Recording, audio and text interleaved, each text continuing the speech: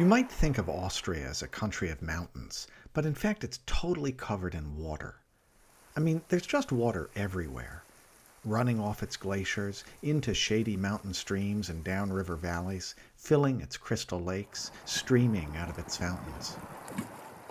Beautiful.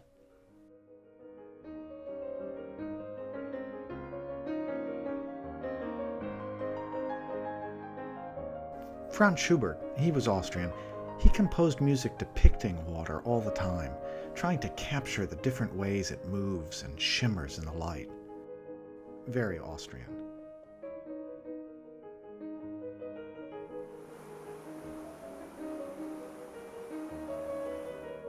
And Austrians are rightly proud of their water because it's so pure.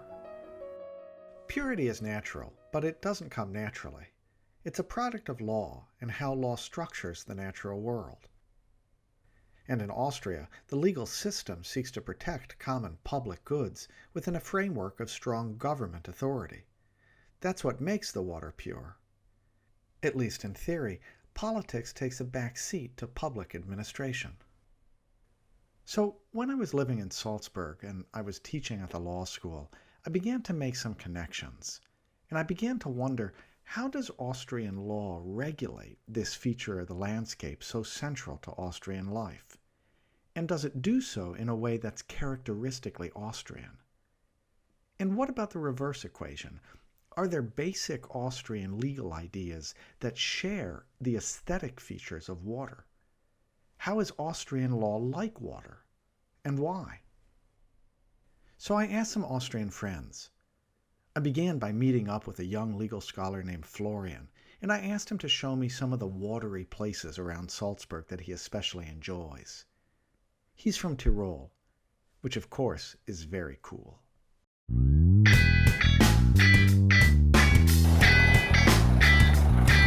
So how do we get to Fuschelsee? We're going straight now and now turn right. And it's a nice street because it's quite curvy. You will like it, and I also try to drive not too drastically.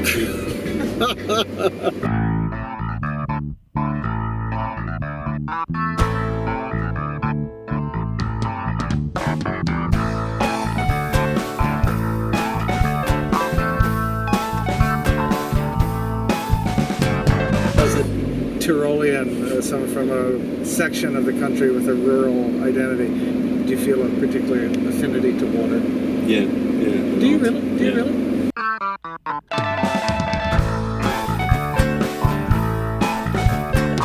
Although when I was 3, I was intoxicated by water because I drank out of a kettle trough and got typhoid fever. But still, this did not really hamper my good relationship to water.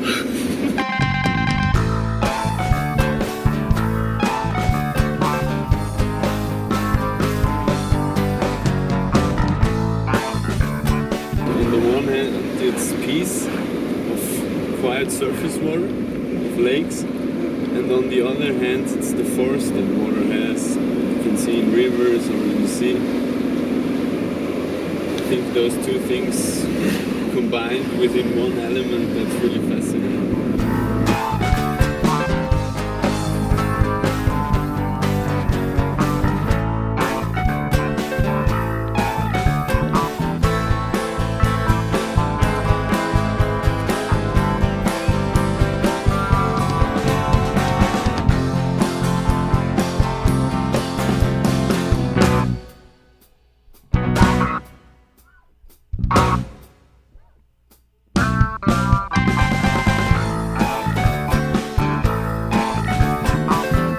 Called the Fuschelsee. It's part of a row of lakes which starts in here, which form together the Salzkammergut, which you might know because of Sounds of Music, because it plays there. Water is considered as the treasure of Austria. We have a lot of water, it has great quality, and I would say Austria has a long tradition in taking care of the water by means of the law. Already back in the empire we had different acts that protected the water quality.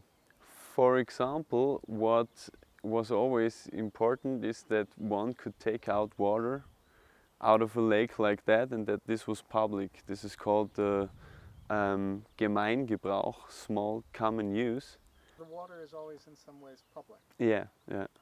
There has always to be like at least this small guarantee of public water. How pure is this lake? I think it has drinking quality. You could drink from this lake? Yeah. Really? Yeah, you can even see how clear it is because it's totally transparent. Today we have a federal competence, an exclusive competence for water, and since the year 1934 we have a water code, which is a very beautiful law, I would say, because it's very systematic, it's as clear as water. And this act from the year 1934 was amended in 1955, which is now our actual water code. But still we have preserved this heritage from the monarchy in speaking of some key terms of water and of this protection of public waters especially. What are you reading? I'm reading the water code from the year 1934, which is the model for our actual water law. And what is interesting is how systematic this law is made, because it actually divides the water code into 3 sections. The first one is about the use of water.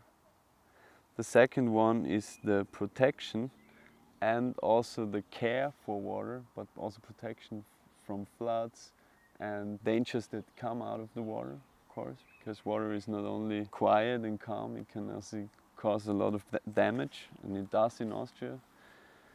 And the last part is about obligations and restrictions of private property, which maybe in comparison to other countries are quite state-dominated, because there are different possibilities where owners of water can be expropriated, or their property, their use of their water property can be restricted. There is a big fear within our population that water could be liberalized, because we are part of the European Union, and since 2000 there is the Framework Directive, which regulates surface water, all kinds of waters on a European level, and which theoretically enables states to privatize the water supply. These are actual commentaries of the actual water law, and as I said, as part of the European Union, we have adopted a lot of European water law, which makes those books quite thicker than the other one from the year 1934, and which has also changed our water code. It is more complicated, maybe now not as transparent anymore, because we have adopted a lot of regulation about environmental protection, which had to be adopted within our water code. But I think in general this had a good effect on our water quality. Right now we are at the surface water at the lake, which is owned by the federal, but then we are also going to a river. Rivers are always public waters in Austria, and we are going to see also another lake and then a water fountain, and then return to Salzburg. Let's do it.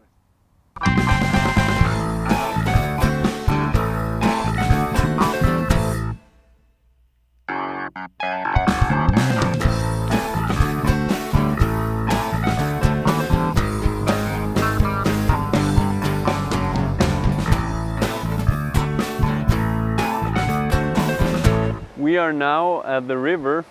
It's a public water, like every river, surface water which moves. But what can be private is the bed of the river.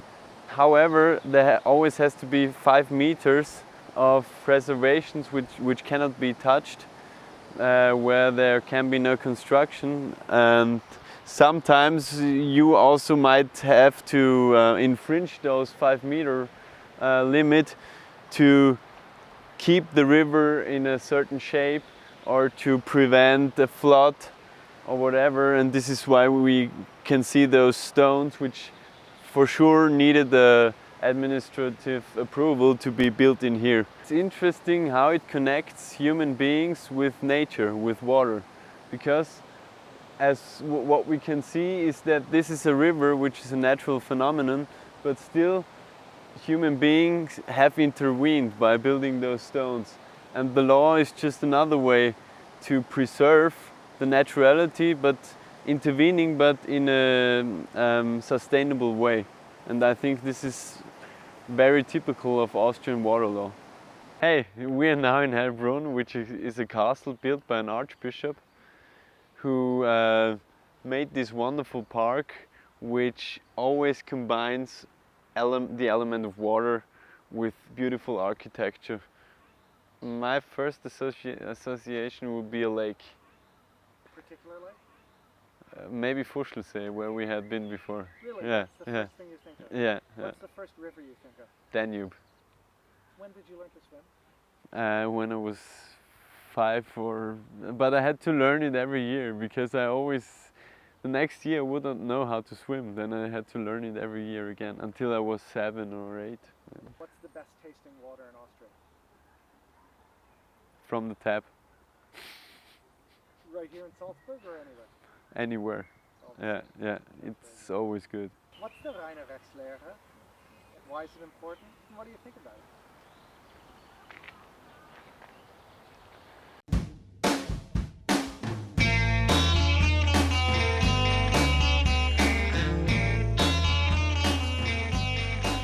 What is the reine Rechtslehre, the pure theory of law? For one, it's Austria's most famous export in the world of legal philosophy. That's why I had been thinking about the topic long before I arrived in Salzburg. I even once made a pilgrimage to the former home of the scholar who created it, Hans Kelsen, a pilgrimage to Berkeley, California. Kelsen emigrated to the United States in 1940, and he wound up on the West Coast after a couple of years at Harvard. This is where he lived when he completed the English edition of his great treatise, The General Theory of Law and State. Anyway, I didn't want to put the reine Rechtslehre all on Florian, so I asked some other friends the same question, all of them legal scholars from Salzburg, Graz, or Vienna.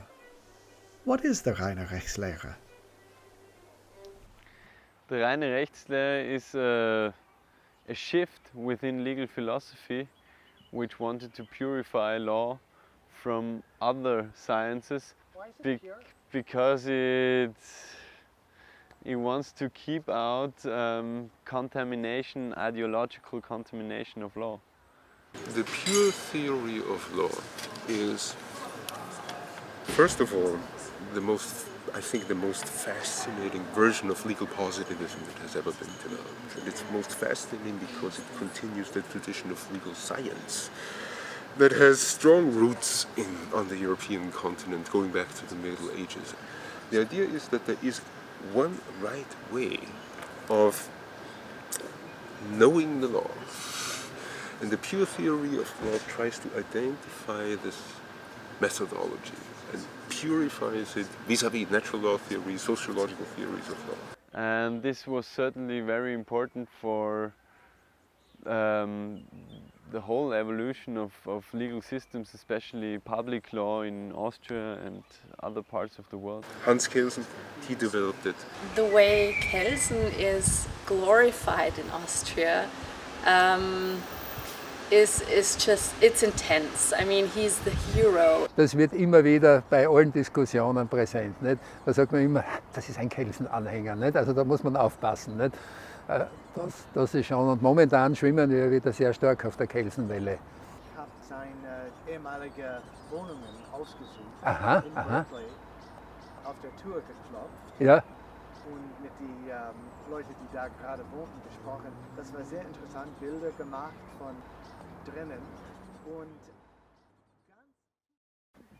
It's based on a perspection of law which is formal, law is what has been made or generated as law by a hierarchy, one hierarchy above. Being as formal as possible, although Celts of course use natural language and no formal language. So this belief, this very strong belief that law and politics is something completely different, and that we can neutrally and objectively interpret the law, just the law is out there and we just need to find it and we just need to access it, but it is there to be objectively found. So the interpreter does not play a role. Definitely is Austrian, and it's kind of old Austrian, and you can explain it by having an authoritarian regime always makes mathematics stronger, because usually intellectuals who want not to have problems with the state go into the former fields like mathematics. Especially you have to think about the Vienna Circle and Wittgenstein in an intellectual way, or in the way of the history of ideas or intellectual history. It perfectly fits to the Austrian tradition. You can make sense of this idea, this very abstract idea, if you put yourself in the position of a lawyer working in a multinational empire, where the state is nothing that you identify with, but where the state is merely a bureaucracy, and the bureaucracy is a system of rules, of legal rules. So, what is the state other than the legal system that is in place? Yeah? Ja, sicher. Sicher, die ganze Bundesverfassung ist nichts anderes als eine modifizierte konstitutionelle Monarchie. Also die Staatsgrundgesetze sind integriert in die Bundesverfassung und der Verfasser, den kennen Sie auch nicht, ist den Namen, der Hans Kelsen, hat eigentlich die Monarchie übernommen. This very elitist way of interpreting and this very conformist way of interpreting the law, because for example we do not have dissenting opinions, so the court presents itself as speaking in one voice. It is, in a sense, soulless. There's no national soul, no culture, no common religion, no common heritage built into it. The state is just the legal system, and the legal system is something very abstract. Yeah? Austria. And I think that's part of our cultural legacy. This is what it must have been like living through the end of the Habsburg monarchy. Everything knew already that it was coming to the end. They only counted the days. And all that people wanted to understand is the truth. Strip away all idealizations. This is built into the Austrian mind, and the attempt to understand the world as it is without illusions. Yeah, disillusionment. This is something. Disenchantment. Disenchantment, I think, is an Austrian project. And Hans Kelsen's project was a project of disenchantment. Yeah? Legal discourse should be about the law, and it should not be about political values that some people share but some don't. It should be about the law that we agreed on, and therefore it has to be clean. I'm not a legal positivist.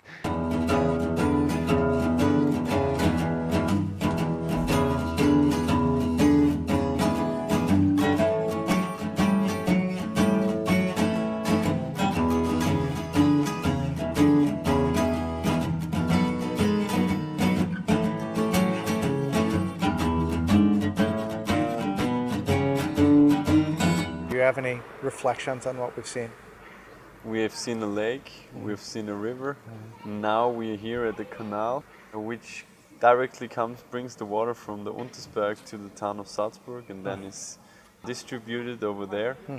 And I think this is now the human intervention in water, the strongest one, as we can see, that we have seen until now. But still, the water didn't lose its quality and is still pure in here. So You can still drink from this water? you could drink from it, yeah. It's amazing. The Untersberg is amazing. God. Yeah. It's so nice.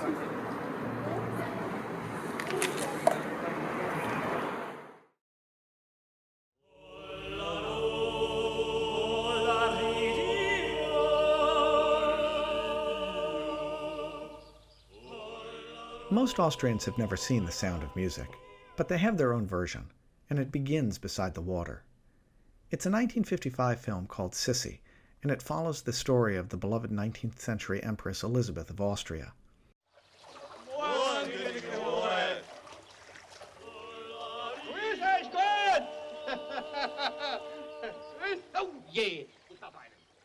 Sissi has long been an adored figure in Austria, and she's played an especially important role as a national icon after World War II. That's her father, the laid-back Duke Maximilian, in the very opening moments of the film.